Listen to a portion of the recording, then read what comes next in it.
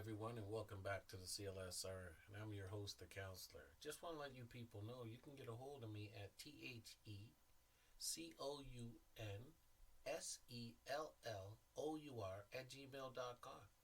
That's the counselor at gmail.com.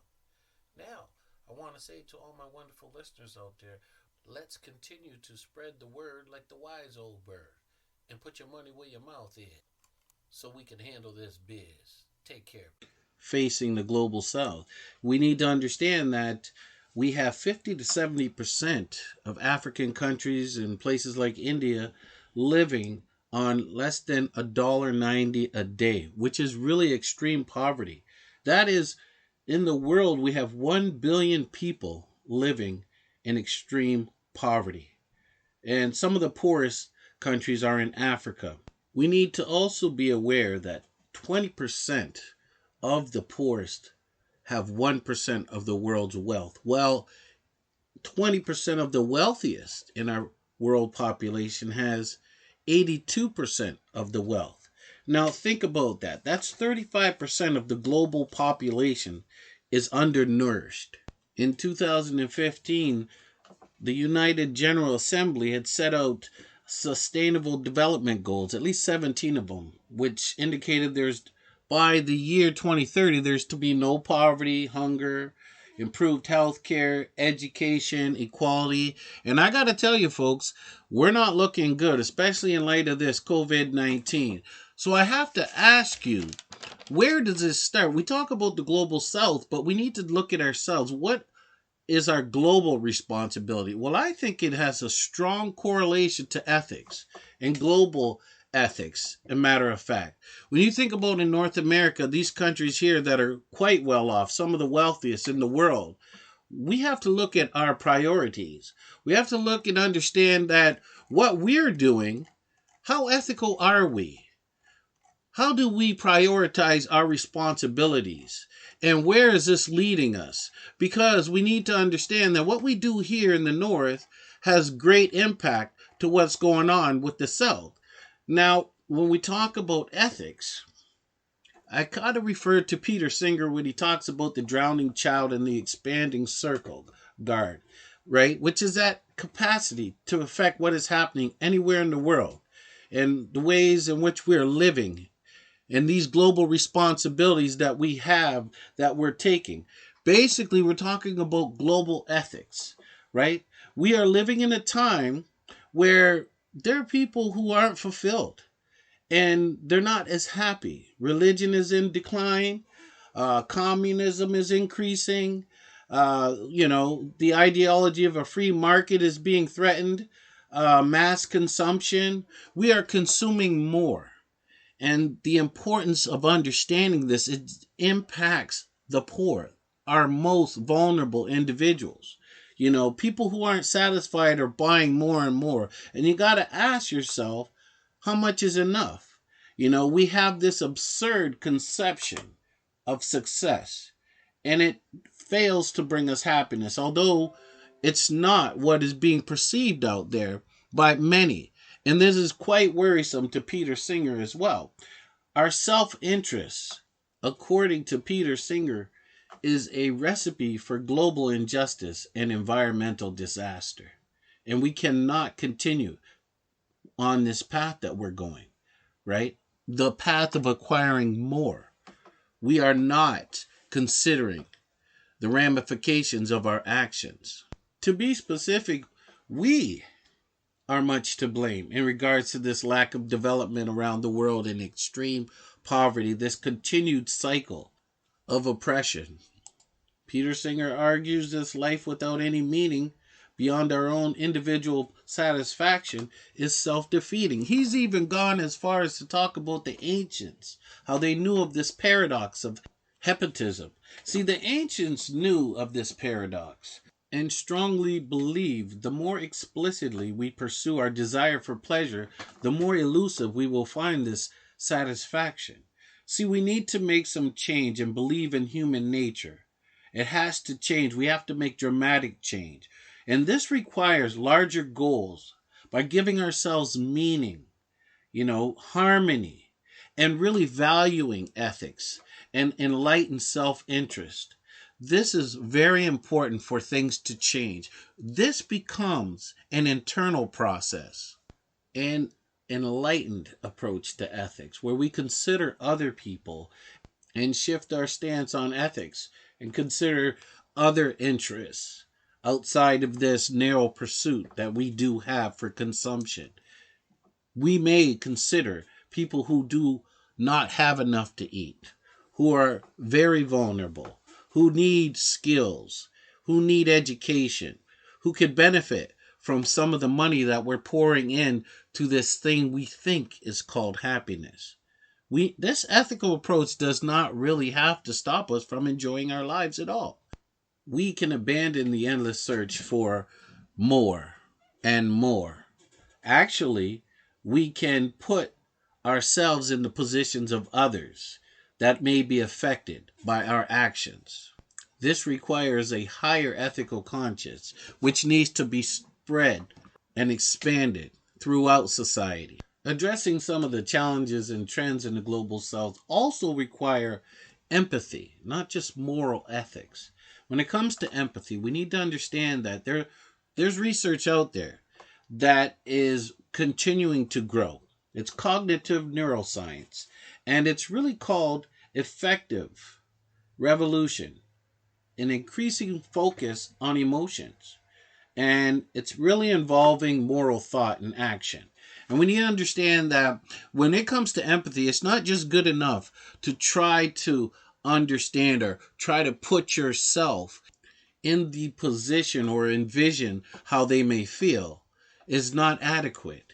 However, it goes beyond this. This requires us to go deeper and understand more about empathy and how it is applied, and understanding that a lot of people empathize with others based on their heart, not their head. And we need to do that. Adam Smith goes as far as to state, who observed the sensory experience alone could not spur us towards sympathetic engagement with others, nor brother is upon the rack as long as we ourselves are at ease. Our senses will never inform us of suffers. That means unless you've had experience some of the trauma or challenges by the less fortunate, those in impoverished situations, true empathy cannot be realized. We may have to experience or be privy to the situations, and that could include maybe being involved, actively involved, or actually going through hardships ourselves. It's going to give us a deeper understanding on how to help those in the global south and to deal with the extreme poverty and underdevelopment. Paul Bloom, another scholar on the theory of moral sentiments, talks about empathy from a different perspective. He thinks that there's the identifiable victim, and which is he perceives as the girl in the well. And the girl in the well is an individual, a young lady, and this was actually a show that came out, I think, in the 60s and the 70s, and this was a 6-year-old girl that fell down the well. And what happened is, when she fell down the well, the whole community, it's almost like the whole world focused on this one little individual and their needs, and provided an insurmountable amount of resources to just take care of this young girl. However, abroad, there are millions of people who are starving, living on the streets, have barely enough to take care of themselves, garners less of our attention. If the individual is family related in that immediate environment, this conjures up issues of concern. However, those in numbers and who may be living abroad, we feel less empathy for. However, Paul Bloom asserts that even if we don't empathize with distant strangers, their lives have the same value as allies of those we love. Where empathy really does matter is in our personal relationships. Empathy is what makes us human. However, we need to understand that empathy betrays us only when we take it as a guide, right? The power of this faculty has something to do with its ability to bring our moral concern into a laser pointer focus of attention. In order for us to make change, we need to consider the welfare of all individuals, those harmed and not harmed. It's a measure of our humanity. But empathy will have to yield to reason if we are to have a future. So we need to consider more than just our personal. We need to consider everyone. And in order for us to make change and to help out in underdeveloped countries, we need to consider all humanity. And we need to empathize and realize that our focus of viewing empathy from the heart and not the mind is limiting in our ability to help and improve the situation of the masses. Our inability to alter our thought process, increase our understanding of this new cognitive science, and adopt a new way of thinking will only result in the continuous cycle of oppression, underdevelopment, and poverty of the global south. An ever increasing challenge of the global south is the international aid crisis, which some have argued for and others against. Some would say that aid has been given to countries for decades and there has been no improvement in those countries, while others say aid is necessary. And if there were no aid, the situation would worsen in these underdeveloped countries. Someone who is in favor of aid, continued aid in these countries, and has been for some time, is Jeff Sachs, who is an advocate for the official development assistance plan. Really, it's targeted investments that are to assist with healthcare, agriculture, education, infrastructure, and basically to free the poor countries from this extreme poverty trap. The International Monetary Fund has the idea that this ODA is a temporary grant for poor places that are destroyed by hurricanes, war, famine. It's really jumpstart and to sustain some growth. It's a temporary measure to help the poor, with the hope that eventually through time people can go from low income and move towards middle income, approximately $1,200 per person per year. Jeff Sachs asserts that there are really only two ways for countries to move out of poverty when they're stuck in extreme poverty. And one is to borrow from other countries, which is really not feasible for these countries because who's going to pay the taxes to pay off the loans? It's hard for them to collect taxes. The other is to get investment or get grants, which is the International Monetary Fund. So either way, it's a challenge for these countries. What may be concerning is that the ODA, the Official Development Assistance Plan, has some of its roots based on Minister Lester B. Pearson's Marshall Plan to assist the post-war reconstruction. Basically, it was for donor countries to provide 1% of their GDP, of which 0.7 was to go to government bilateral aid, and the 0.03 were to go to charitable organizations. Now, the unfortunate part is that the ODA has been operating for 40 years. And some would argue that many of these poor countries have not seen much development. One of the critics, in fact, would be Mayambisi Moyo. She is a well-educated scholar who has written many papers opposed to aid. She basically states that bilateral aid has increased, however, it has not benefited her country. Simply, she says from the 1960s, African countries had like 10% extreme poverty. However, in 2021, they're looking at 21% extreme poverty in their countries. So aid has really been a band-aid solution. And she feels that there are contributing factors to this. And they're quite worrisome for her. So she's quite opposed to aid. Now, she does recommend some initial aid. However, because of the situation where this Band-Aid aid has lasted for 40 years, it has been detrimental to the health and development of these third sector countries or in developing countries. Dambisi states that these aid plans should not be long-term but temporary, but they have become a permanent way of life. Basically, she says some of the factors that have really hindered development is corruption amongst African leaders. They take this aid and they squander the funds. right? It undermines African development. And there's a celebrity culture, which he says influences that only serves the self interest of celebrities. They go there, however, they enter these countries and they get a lot of attention, but not much is really going on other than band aid solutions. There's really no development. They use their celebrity status to gain favor from investors or donors. However, it's limited in scope and it does not last. It's not sustainable. Dambisa further suggests that donor nations have deliberately kept Africans in a perpetual childlike state, right? They become resource dependent, right? It does not guarantee economic success, and its resources are scarce, and it doesn't allow the people to develop their own resources, and even contributes to a cultural, racial, and discriminatory view that Africans aren't capable, or equal to other individuals in society, giving them less status. Dambisa is concerned that there's institutional absence of strength, credibility, and transparency in public institutions, which cannot and are not enforcing the rule of law, which is congruent with the West. And basically, people do not save, they do not invest, and jobs are not created. The African people become aid dependent. Dambisi would rather see a system or program in place where the money is invested towards jobs, property rights, the government be accountable. There should be greater economic and political participation.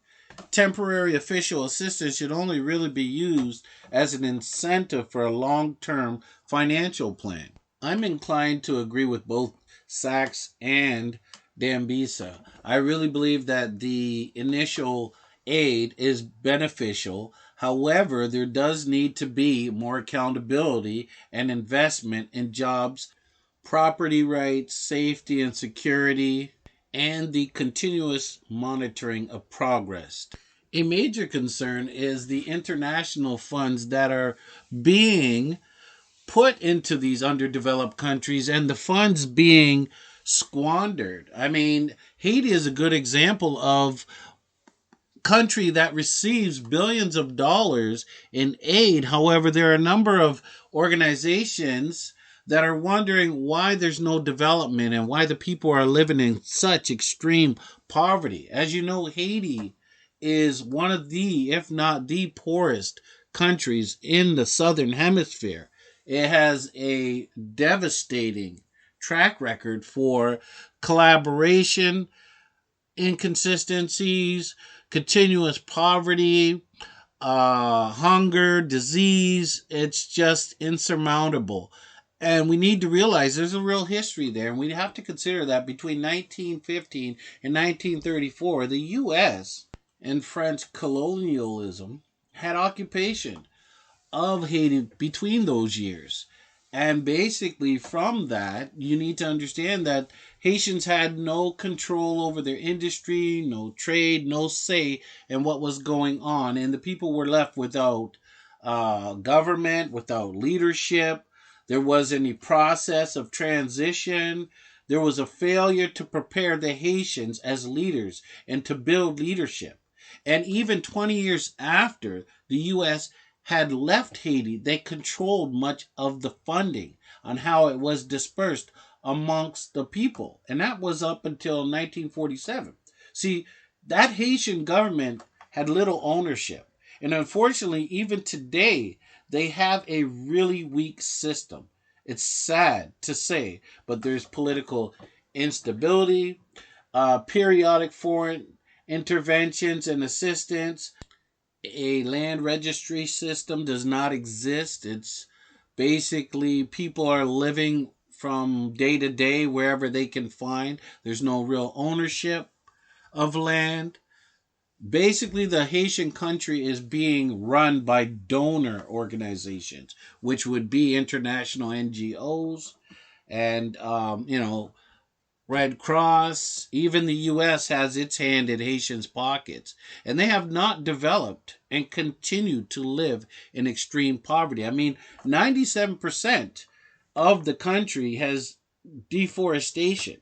I mean, Jean Bertrand Aristide was the president at one time who had some positive vibes amongst the people and actually developed some policies that were in favor of the people. However, he was very distraught and disappointed with the overall lack of progress and transparency and accountability among the NGOs and by the US and Geneva, which results even today in inequality and exclusion of the Haitian people.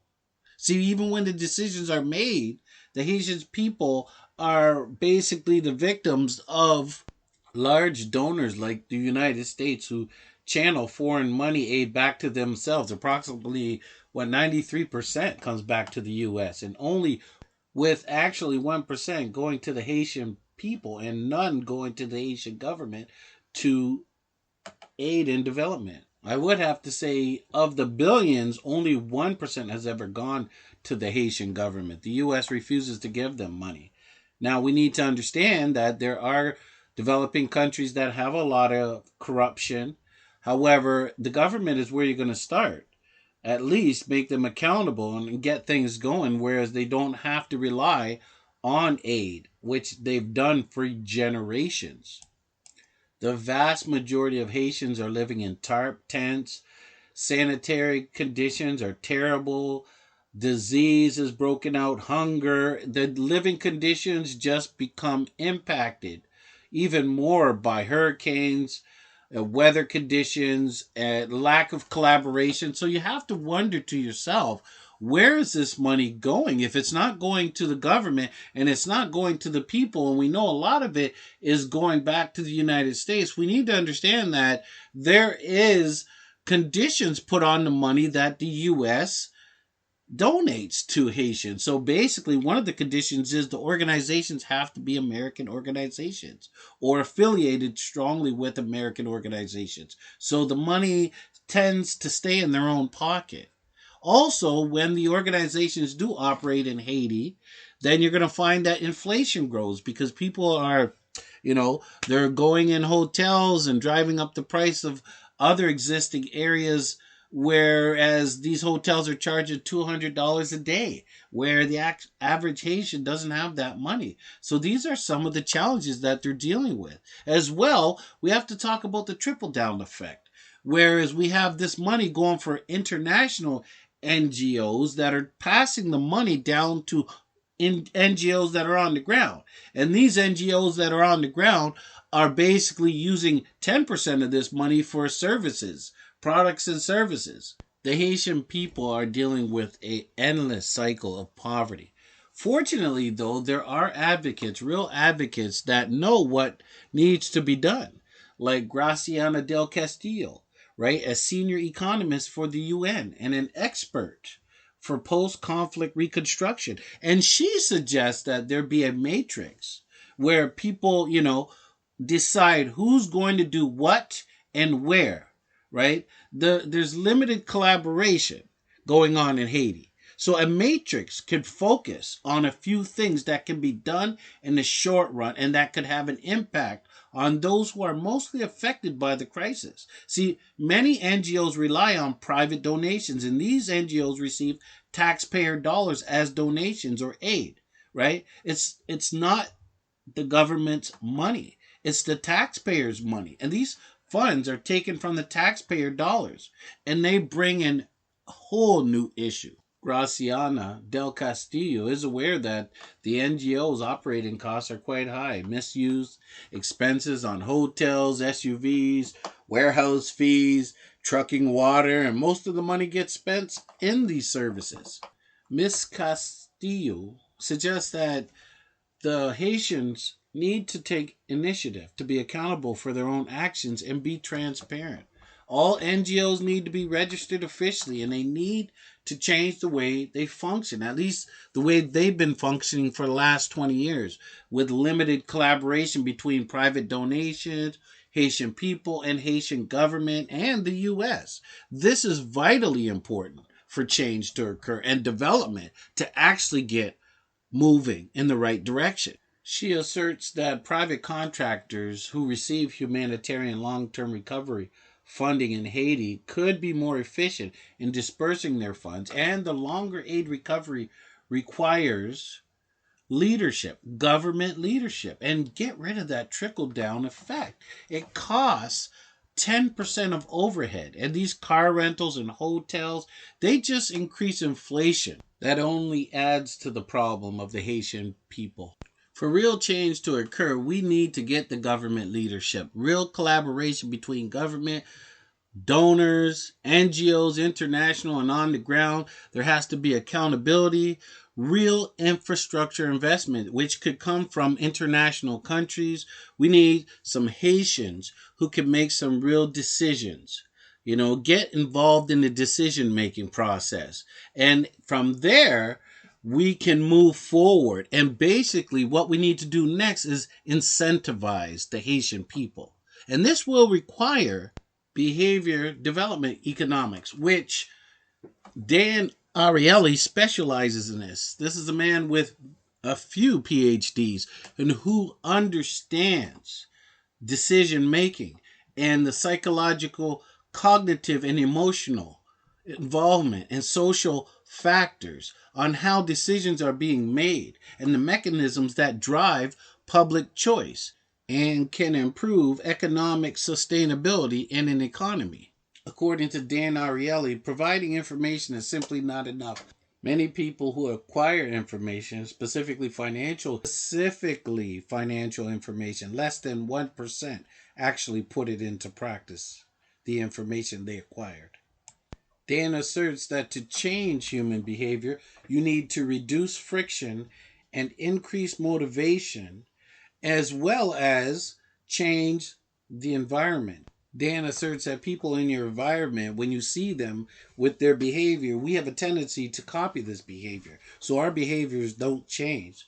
Whereas if we utilize choice architecture, like, for example, nudging, which is designed to influence behavior, this technique can change and alter behavior without changing the choices. Or if we use framing, which is an option where we highlight the positive or the negative, right? And there could also be anchoring, used to imprint a reference point that will help you view options in a different light. Keep it simple and use commitment devices. They restrict future set of options in order to lock in a certain plan of action.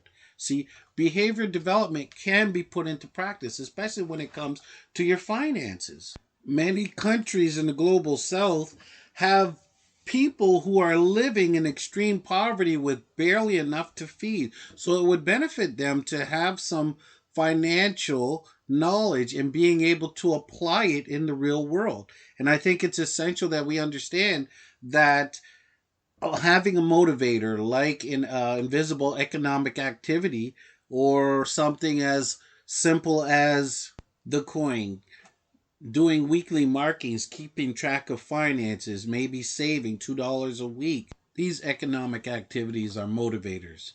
Individuals get feelings of satisfaction and accomplishment. These small things matter. However, when it comes to making prudent financial decisions, we need to understand and be aware of our cognitive limitations. Otherwise, we can experience cognitive overload, where people are overwhelmed or they're unable to process and break down the overload of information, resulting in tunnel vision, acting impulsively, possibly making decisions that are not in their best interest, compared to people who have sufficient income and basic living necessities and have the mental capacity to process information and reallocate their spending appropriately in order to fulfill their desires. However, poor people who are financially unstable or living in extreme poverty may suffer from cognitive overload. There are too many frictions in place that cloud their judgment and their ability to budget accordingly, and they become worried about where the next meal may come from or how they're going to put clothes on their children's back. These experiences of stress worsen the monetary burdens and anxiety of a tenuous situation on the poor. Not to mention people who have a lack of education. The poor impose a high cognitive tax. Their resources are used up quickly. This results in financial costs and added strain, which contributes to the continuous cycle of poverty. When cognitive resources of the poor are overtaxed, there's a short term focus, and quality of decision making suffers, people become emotional and make poor choices. To allow individuals to make appropriate financial decisions, it's important to be aware of their cognitive bias. When we think about a systematic error in thinking that occurs when people are processing and interpreting information in the world, we have to be aware of examples of loss aversion bias, where people have a tendency to focus on the gains and the losses. More specifically, loss aversion is where it's like a short term focus on the loss. It has more impact on their decision rather than the positive effects of a potential long term gain. If people want to save some money, if they lose that little bit of money initially, it basically distracts them from considering investing or saving anymore, because it goes so quick and it's an immediate loss. So they have a tendency not to benefit themselves in the long run. As well, this present bias basically is the underutilization of the financial products, which means people focus on the present. They shift those decisions to the good experiences, consumption, whether the bad experience or making difficult decisions is put off till the future. In actuality, they're not making any good decisions at all because they're only concerned with the present. And there are examples of present bias like time inconsistent. This is the opposite of saving, which is borrowing like a credit card. Now you say to yourself, for some people in those countries who may not even have credit cards, well, the problem is when they do come up, these are tools used by financial institutions to keep you in the cycle of poverty, right? Whereas you purchase now, you consume in the present, and you pay later high interest. So that contributes. So you want to make sure that these individuals who are trying to grow and develop are aware of these tactics and tools that are used by the financial institutions. Also be aware of the intention action divide, which is basically people saying they're going to do one thing, in actuality they're doing another. They say they like to plan for the long run, however once they get a certain amount of money, what do? They spend it immediately. Now some would say that that's appropriate, however that's not going to lead to long-term gain and financial sustainability. To improve the quality of living, we have to improve the quality of household financial decisions that are being made. And this is going to be involving certain choices, like choice alternatives that are presented by institutions. Choosing the choice that's going to maximize the welfare, choice simplification, understanding products and having products that are simple, easy to understand, allowing individuals to have access to microfinancing, access to financial services for families with limited income, making use of nudges such as monthly emails to pay bills on time and meet the financial commitment, utilizing commitment devices such as ROSCAs, rotating savings and credit associations, reduce the friction of complex loan applications by utilizing simple financial educational models that can be easily applied. Understanding behavior development economics can be quite beneficial to helping lift people out of poverty and guide them to future financial sustainability. A major challenge for citizens living in countries in the global south would be having or gaining access to the capitalist system that we enjoy in the West, mainly due to the legal system that maintains the existing wealth that we enjoy. Two-thirds of the world's population are classified as poor, as they don't enjoy this system of representation, and they are basically excluded and have to resort to their own system of creating wealth. This alternative or extra legal system is much like an underground economy. However, despite these limitations, entrepreneurs are creating their own wealth in these third world countries. But despite these advances, there is still a great need to open a capitalist system for all humanity, for the sake of worldwide economic development. For the sake of a sustainable economic future for the world, we must ask the question, why are the poor locked out of the capitalist system? Well, according to Hernando de Soto, the Peruvian economist, there are misconceptions that are at play in addition to the legal system that keeps the poor out of the capitalist system. Some of these misconceptions include people living outside the capitalist system do it because they prefer to avoid paying taxes. As well, the real estate assets are enacting mandatory law on property is sufficient. They also say social contracts can be ignored and things can change without a high level of political leadership, all of which are misconceptions. Hernando de Soto goes on to say that if the 1/3 of the world continues to exploit the 2/3 of the world, then they face the consequences of the 2/3 of the world eventually end up crippling that 1/3. However, overall, De Soto emphasizes the great need and desire to have a capitalist system that is inclusive of everyone. However, there are ways to go about doing this, which includes taking the perspective of the poor, also cooperating with the elite, and the legal system and the technical bureaucracies that exist need to be changed to include the excluded.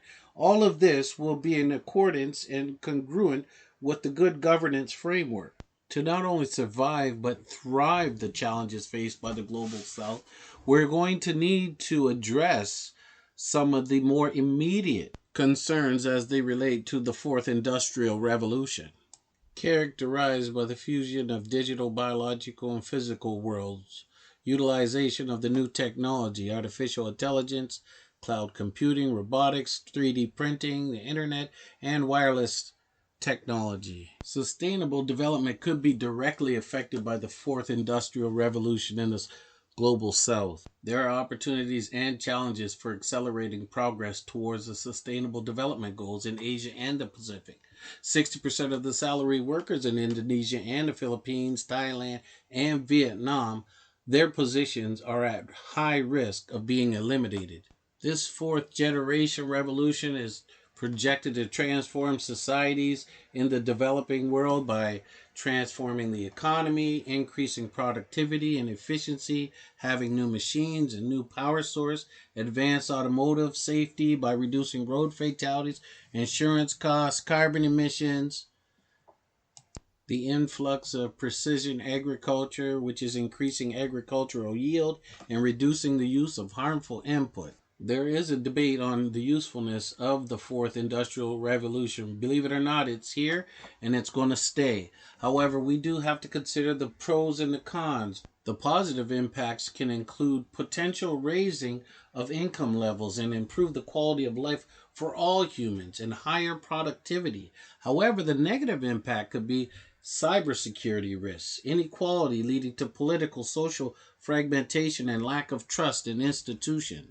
To establish and sustain businesses, the Global South will have to use the Industrial Revolution to grow their businesses using transparency, increase consumer engagement, and companies will have to adapt the way they design, market, and deliver products, and this will help them remain competitive. The future of business will depend on businesses introducing new roles and responsibilities to companies. More companies will have to employ specialists, contractors, or remote workers. New technology and changing demands, employers can become supportive of employees who wish to work remotely. This fourth industrial revolution will create a lot more flexibility in the workplace. In spite of these business advantages, we are warned by Yuval Noah Harari, who is a historian and a futurist, a best-selling author who talks about the danger formula. Harari states a major danger we face is the rise of digital dictatorship that will monitor everyone all the time. The danger can be stated in the form of a simple equation, which is otherwise known as the danger formula, which is B for biological knowledge times C computer power times D data equals the ability to hack humans. He asserts that if you know enough about biology and have enough computing power and data, you can hack into someone's brain and understand about their personality, their political views, sexual preferences, mental weaknesses, deepest fears, hopes, and desires. And when you can do this, then you can ultimately understand the person enough to make decisions for them. Awareness of this technology can give any organization and business or even country a competitive advantage. Awareness, preparation, and planning are key to the development and sustainability to the global south. To remain positive, development actors are to focus on institutional governance reforms needed to ensure the impact of new technology in the new economic, social, and environmental domains. Possible responses could include strengthening social protection policy, optimizing public services, use of technology to solve ecological challenges and support new growth sectors, focus on education reform. Keeping in mind digital growth policy without a gender lens could exacerbate inequality. So we need to narrow the gap that will require policies to equip female workers with sufficient STEM and ICT skills, as well as capturing emerging sources of growth in employment development training systems, forecast future labor needs, and actively develop skills to anticipate demand, explore new technologies and enhance business practices that support increased efficiency and productivity, reimagine citizen engagement and personalized service delivery, broaden the development dialogue to include the views and perspectives of marginalized groups, invest in expansion of the internet to reach underserved communities, and to best support citizens, we need to re-examine ideas of social protection, which is the basic obligations of the government to its citizens. Experiment with increasing corporate and wealth taxes to counteract any possible inequality that may be found. And last but not least is universal basic income. Should be established worldwide. I strongly believe that people need the basics and they can make changes in their lives for the better. They can take care of their families. We will not have severe hunger or extreme poverty, displacement or isolation, and manipulation. Universal basic income will allow for dignity, accountability, responsibility, and decent humanity. Thank you.